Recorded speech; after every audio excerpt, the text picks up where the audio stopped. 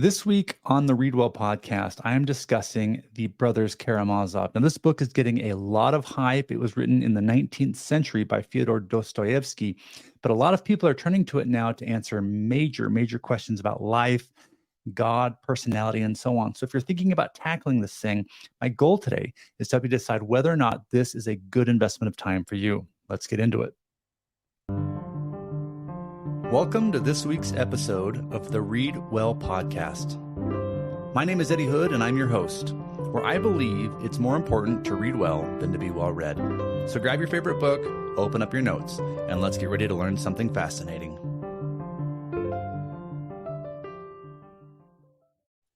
We are tackling major conversations today in the Read Well podcast. I am so excited about this week's episode because we are discussing one of the greatest works of literary fiction ever created. And there's a reason for this, right? Because the Brothers Karamazov, I've got my copy of it right here.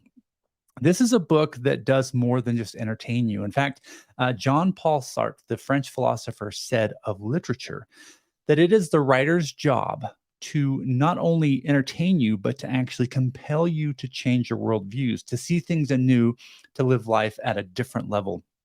In fact, Sartre argued that if a writer does not do that, if he or she simply is trying to entertain you, it's almost a sin, really. He thinks that, or he thought that writing should elevate the reader.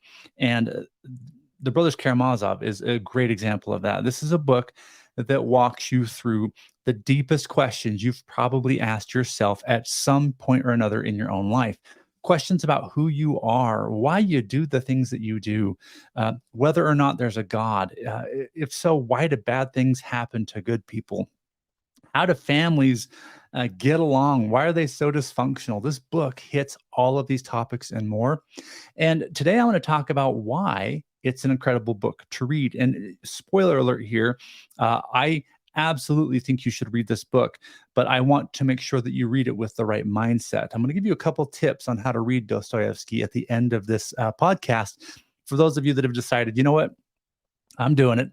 I'm going to read this book and commit to it because it is no small feat. This is an 800 plus page work of Russian fiction. So, if you've never read works by a Russian author before, it's a different sort of feeling to the prose. I'll get into that at the end of the video here today, at the end of the podcast. But what I want to make this episode about, I'm not going to give you any spoilers because I want you to read it. But I do want you to understand what you're going to walk away with, assuming you read this book. I want you to know sort of what you'll get for your investment of time. And there are several things that I've identified that I got out of this book through my first read. Now, I will tell you this. This will not be my only time reading The Brothers Karamazov. I can't think of any majorly long work of fiction where I've thought, wow, I want to read that again. But this book will probably be read many times in my life because it's one of those sort of layered stories. So before we get into this, make sure you have your favorite beverage. I have mine. Yes, there's some caffeine in this to keep me going. All right, let's get started. So the very first idea I want to share with you guys today is that you are a complicated creature. Now, The Brothers Karamazov is all about human nature and the suffering we experience in this life and the joys and the passions, all of the things. But ultimately, it's a book about the complications of the human heart.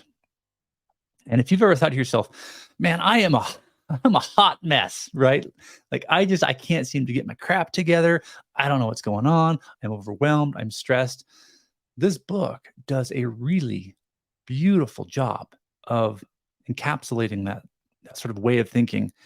And one, helps you realize you're not alone in thinking that way about yourself. But two, allows you to sort of learn to process that complication. So each and every one of us are our own unique mixture of mental challenges, physical challenges, emotional challenges. And on a day-to-day basis, we have to wrestle with those things. And The Brothers Karamazov is a book that sort of holds up a mirror to you as you read. And what I mean by that is Dostoevsky was this incredibly gifted sort of man who understood psychological issues, traits, persona, and so on.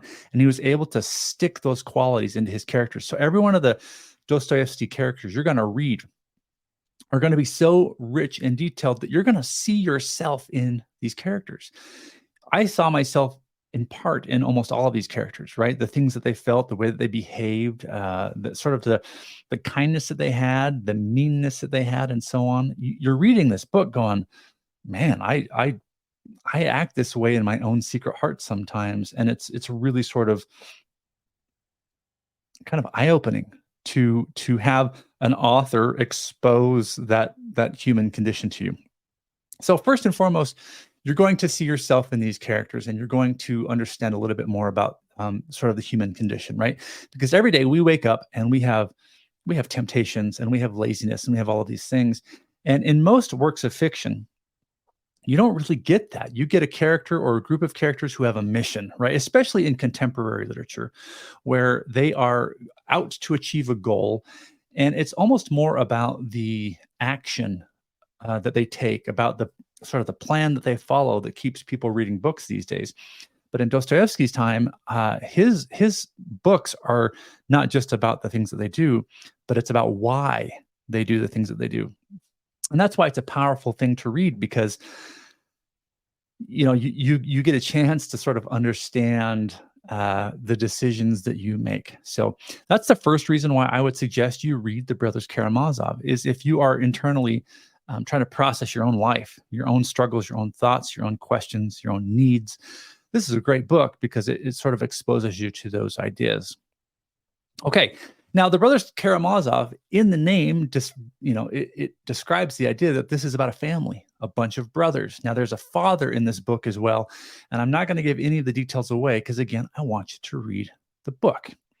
But the brothers themselves are beautiful because each one of them has a very distinct personality. And this leads us into the second reason why I think you should read this work. Well, I'm going to tell you about these three brothers just in general. I don't want to give too much away, but the first, his name is Dmitri. He's the oldest brother. And Dmitri is what he would call a sensualist. He's very into living worldly, living with passion. So he's into, alcohol and women and living fast and just sensing the moment, living for right now. And I think that's something that in whether small part or large part, we can all identify with a little bit, right? There's been times in all of our lives where we've thought, I just want to live for the moment. I don't want to invest in tomorrow. I don't want to save my money. I want to go nuts right now. I want to spend my paycheck today. And this is the Dmitri in all of us. He is this person that just grabs life by the horns and rides as fast as he can. And as you're experiencing life through Dmitri's eyes, you kind of have this moment of like, man, I do this sometimes. And you see the consequences of Dmitri's actions. And you can kind of parallel those with the consequences you face in your own life. So it's this really cool experience. So you've got Dmitri. He's the oldest brother. Now, the next one is Ivan. Ivan is the intellectual. He is the person in the book who comes at life with logic only. So he approaches everything with reason. He sees it through a black and white lens of yes or no. There's no middle ground for Ivan. It is right or wrong. And he is somebody that I think sort of inspires me quite a bit. I think a lot like Ivan sometimes, where I love to sort of intellectualize about things, sometimes to my own detriment, right? Sometimes I overthink things. I get too deep into the books of philosophy or the questions of life, and I like to sit in those areas and really think about them and journal about them. This is Ivan. Ivan does this kind of living. So you've got this brother who approaches life as a problem, as a formula per se. The third brother is Alyosha. And Alyosha is the more emotional, spiritual, sensitive, loving, forgiving person. This is the person we all sort of aspire to be, or at least think maybe we should be. And Alyosha is what Dostoyevsky calls the main protagonist of the book. Some would disagree with that. But at any rate, Alyosha is this incredible character because he adds a sort of softness, a sort of sensibility to the book that the other brothers and the father don't have. Now, these are just the three brothers. There's actually a fourth brother, which you'll learn about in the book as you read, and he brings a different sort of set of criteria. But we don't usually look at the fourth brother as sort of a personality type because he's I hate to say he's an afterthought, but he's a little bit of an afterthought, although he is a major player in the story. But when you're looking at personalities in psychology, Dmitri, Ivan, and Alyosha are really, really sort of this cogent view of life, right? Because we can see ourselves in them. And what's even more powerful is that when you combine these three, the sensualist, the intellectual, and the spiritual, isn't that us in whole, right? In whatever sort of ratio of those you are, you've got a little bit of all of those in you. And so that's why it's powerful to read about these brothers, because you can see yourself acting as them in some way or aspiring to be or not be like them in other ways. So it's really incredible. Now, I have left out of this conversation the father, Fyodor Pavlovich Karamazov. It's quite a mouthful. He's a lot like Dmitri. He's a sensualist as well. He's out living for the moment. He's passionate. He's all of these things. And boy, is he difficult to read, because when he's on the page and he is there, it made my skin crawl. Like, this is not a man you're supposed to like. You do not like him. He is the world's worst father. He's just not a good human being. But it really creates sort of a sense of movement in the story. His presence really causes this dysfunction in the family. So the second reason you want to read the Brothers Karamazov is because as you read these three brothers, you start to identify with one of them more than the others. And you start to analyze yourself and say, do I do this? How am I like this? How will this person turn out if he keeps behaving this way? And it's sort of a look into your own future if you're not willing to change the way you approach your problems and questions. So really good stuff. Okay, time for a drink break.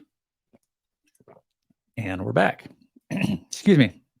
The third reason why I would suggest somebody read the Brothers Karamazov is because it will almost force you to confront your beliefs either for or against a higher power, against a God. Do you believe in God or not? Now, this podcast isn't a debate on whether you should or should not believe in God, and that's not the point of the book either. What the point of the book is to ask you to ask yourself that question. I don't know. What do I believe? I've been taught my whole life that there is or isn't a superpower, despite what my family, my friends, and my community have told me. What do I believe? And that's what this book does. And without giving any information away, I keep saying that because it's important to me. I don't want to ruin this book for you. But what you have is a section in the book that is often referred to as the Grand Inquisitor. It is the most moving, most challenging thing I've probably ever read in literature, not because it's hard, not because the words are big or because it's too philosophical, but because it made me turn inward on myself. I've personally had a belief in God my whole life, a higher creator, and that's for me to feel that way.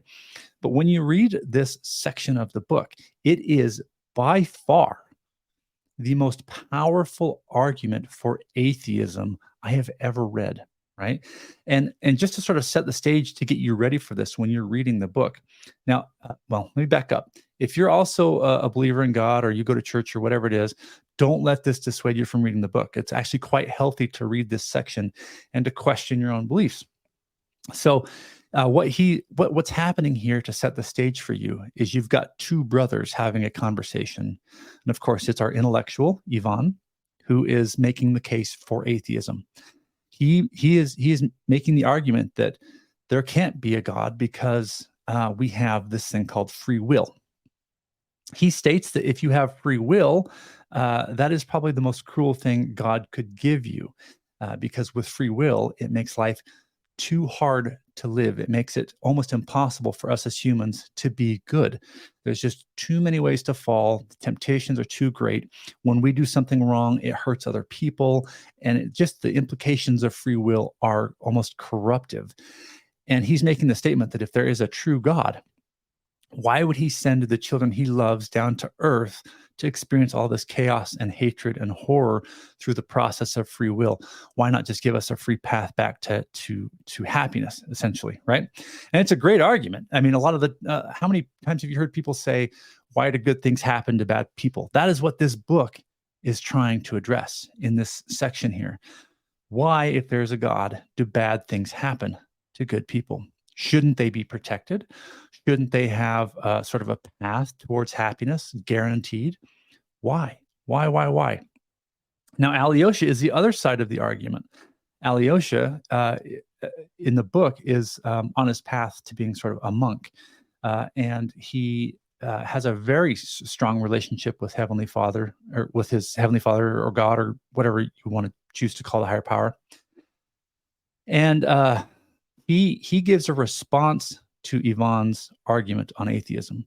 And I'm not going to ruin it for you, but he responds to it in a very beautiful way that is just as powerful, if not more powerful, for the case of there being a higher power.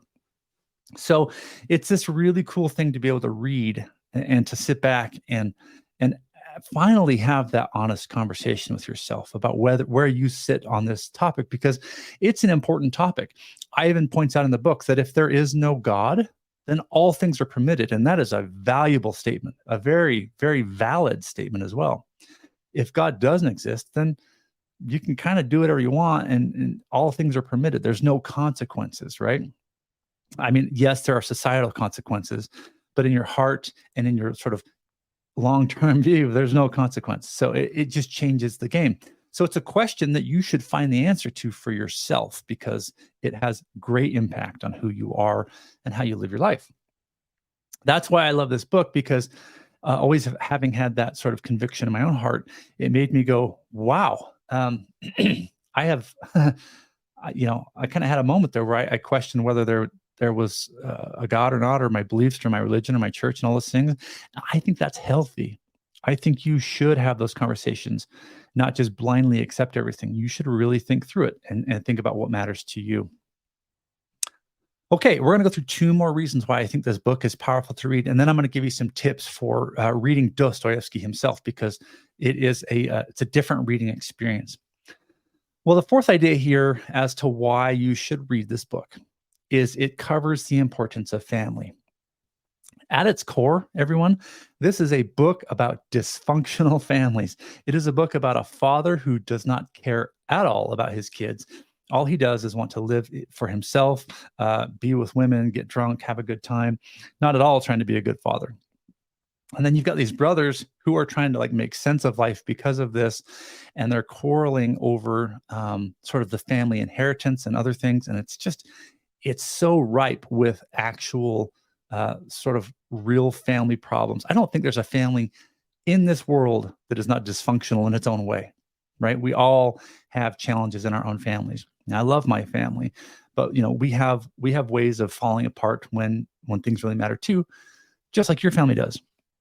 So this is a good book to read for people who feel that, because it shows the importance of getting through things despite the dysfunction, about learning to overcome your differences and solving problems together as a family, because you are a family. You get to watch how this father and these brothers work through their challenges. They don't always do it correctly, that's for dang sure. And I'm not giving anything away here by saying that there is a murder in this book. In fact, this is a sort of a whodunit courtroom drama murder mystery thing. The father, as it says on the back of the book here, is murdered, right? And so we're trying to decide who has committed this murder and why. And of course, all roads lead to one of the sons, because of all of this, family dysfunction and chaos and the arguments over money and stuff. So you as the reader have to decide whose side you're on. But it shows you really the value of the father-son relationship, which means a lot to me. I am a father and I have 4 kids, and I have found in my life that the amount of time that I invest into my kids pays off proportionately to the character that they have down the road. So if I'm willing to put in a little bit of time even to my kids, they grow exponentially in character as they get older.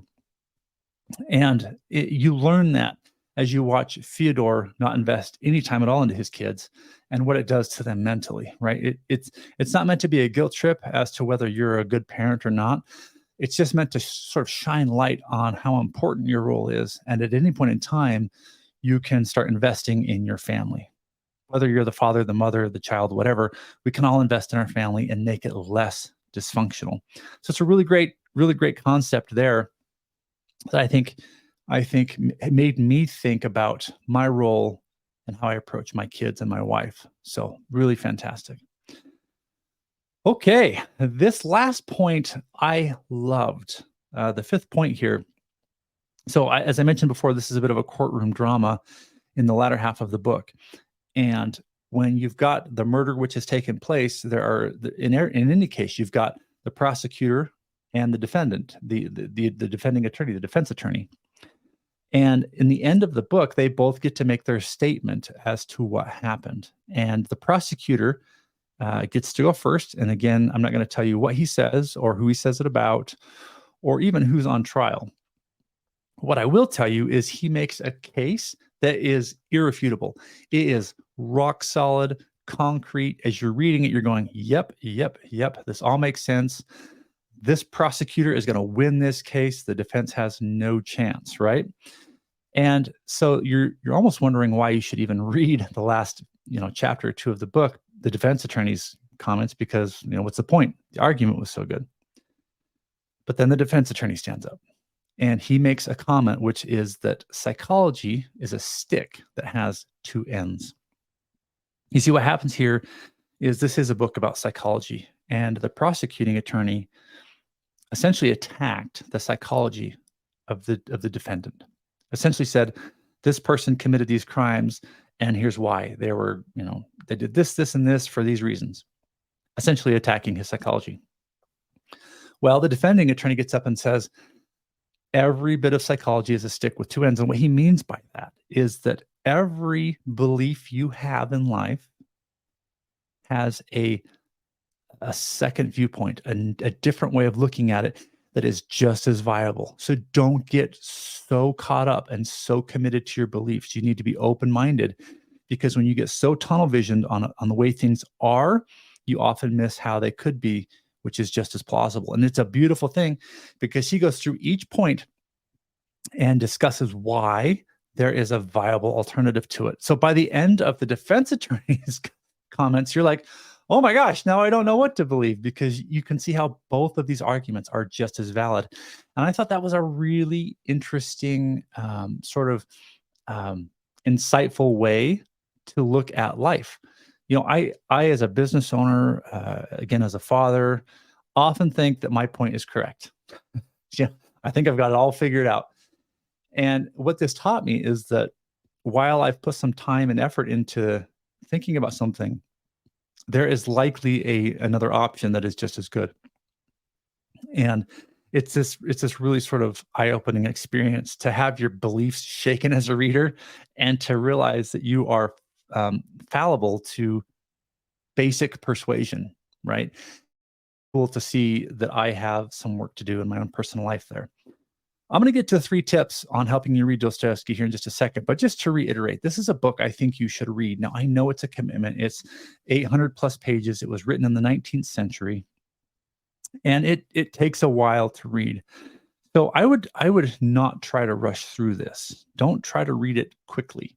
In fact, if you can read between 5 and 15 pages a day and just kind of move along at that pace, you're going to be in a really good position to not only value what you're reading, but to understand it, right?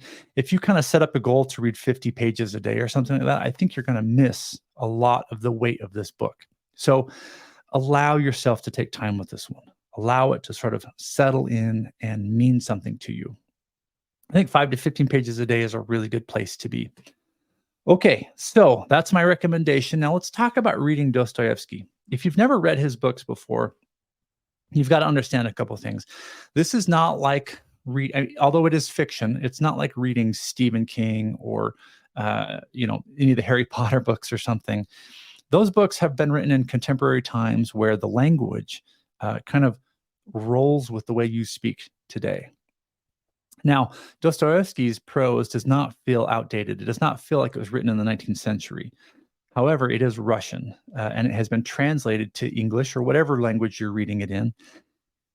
And the Russian way of speaking, at least at that time, feels more jolted than we speak today. So when I read the book, it feels a little jolty, okay? That can pull you out of the narrative at times. So be ready for that. Understand that it's not going to flow as well as these novels you've been reading, these sort of summertime beach novels or whatever you're reading. This is going to feel a little more choppy. Allow it to be that. Just get past it, look past it, and be okay with it. Because the sooner you let go of that, the sooner you can get into the philosophy and the psychology of his characters in his books. Just know that that's part of it. The second tip really is to know that in his books, especially, there is sort of this terminology that takes place with people's names. Oftentimes, you'll come across a character, and there are a lot of characters in this book, your brain wants to remember who's who, right? So you're kind of logging in your head, or maybe you're taking notes. When you come across, say, Dmitry Karamazov, you'll write Dmitry, one of the sons, or you'll try to remember that. Well, later on in the book, they might call him Mitya, or there are other names for this guy. Each of these main characters are often called by nicknames or pet names, or if the characters are being very formal with each other, they'll call him by their full name. They'll say Dmitry Karamazov. They'll, in conversation, say his whole name, which is really strange to me, right? Like, my full name is Edward Charles Hood IV. That's my full name, Edward Charles Hood IV. And if in plain conversation, if instead somebody were to try and show respect to me and said, "Hi, Edward Charles Hood IV, how are you doing today?" Like, it would throw me off, right? That happens a lot in this book, where characters will say the entire name. And that will kind of pull you out of the narrative a little bit and trip you up. That's okay. Let it happen. Just let it happen, and you'll get used to it. And the moment that you sort of submit to that is the moment you'll start remembering who's who. Okay, you'll remember that Mitya is Dmitry and so on. It actually is quite simple. Just give it some time. The third tip I want to give you, and the last tip here with reading Dostoyevsky, is this: don't, again, try to read it like for entertainment purposes only. If you get into a book, a lot of people will say, "Do you have any recommendations for a good book?" That's almost impossible to answer, because I don't know what you're looking for. Are you looking to be entertained? Are you looking to be intellectually stimulated? What are you trying to accomplish? And then I can give you a recommendation. When people pick up Dostoyevsky, like Crime and Punishment, for example, which is my favorite novel of all time, also Dostoyevsky, while it is entertaining and while you get to follow these characters on their adventures, that is not the reason you read Dostoyevsky. You don't read him as though you were to read Harry Potter, which is, I want to go on an adventure. I want to cast spells and I want to whatever, right? You are reading Dostoyevsky because you want to ask and potentially answer the harder questions of life. Those questions that sort of boil in you, that have been there for a long time. Who am I? Who is God? Why do I do the things that I do? Why do other people do mean things to me? Is it okay? Like the whole thesis for Crime and Punishment, for example, is it justified to do something bad if I have righteous reasons to do it, right? So on a big level, like Crime and Punishment, is it okay if I commit murder as long as lots of people benefit from that murder? Is that justified then? That's what that book explores. Maybe you're not committing murder, but maybe you're telling lies, little white lies. And you might be thinking to yourself, is it okay to tell a lie as long as nobody gets hurt? The same concept, it's just on a different scale. These are the things Dostoyevsky writes about. These are the ideas that really get at the core of who you are and the act of being human. That is why we read Dostoyevsky. So if you come into these novels wanting fireworks and a big bang show sort of thing, you're probably not going to get it. But if instead you show up to these novels with a notebook and a pen, and you're willing to listen for those big questions and start to have a conversation with yourself about how you feel on them, Dostoyevsky will change your life. As Jordan Peterson once said, he said that Dostoyevsky has ruined all fiction for him. And I thought about that for a long time, actually. Why would Dr. Peterson say that? Why would he say that all fiction has now been ruined because of Dostoyevsky? And I realized over time that it's because most books have been written as the philosopher Jean-Paul Sartre said, which is just to entertain, simply to make you go, wow, that was great, that was fun. And then you put it down and you walk away. Very few books of fiction have been written to not only entertain you, but to change you in a bigger, more expansive way. Dostoyevsky does that every time. And that is why he ruined literature for Dr. Peterson and for many people as well. Because now you're looking for books that have deeper meaning that you'll think about for many years to come, and that you'll want to read again and again because there's so much to get out of them. I hope you got something out of this. Again, I encourage you to read The Brothers Karamazov. It is well worth your time and your effort. You will be rewarded for the time you put into this book. If you found this episode helpful, please take a moment to subscribe to the YouTube channel. You can also go to thereadwellpodcast.com and subscribe to my weekly newsletter, where I issue an email once a week with my essay of what I've been thinking about for the week or reading. I also give book recommendations there and other things. So I want to thank you again, and I will see you guys all next week. Take care. If you'd like to take your reading to the next level, then head on over to our website at thereadwellpodcast.com. There you can get access to my weekly newsletter as well as up-to-date show information. Also, don't forget that I learned software development on the side just so that I could build a program to help us make better book notes as we read. If you're interested, go to highlightish.com. Think of highlighting a book, but add ish, I-S-H, at the end. highlightish.com.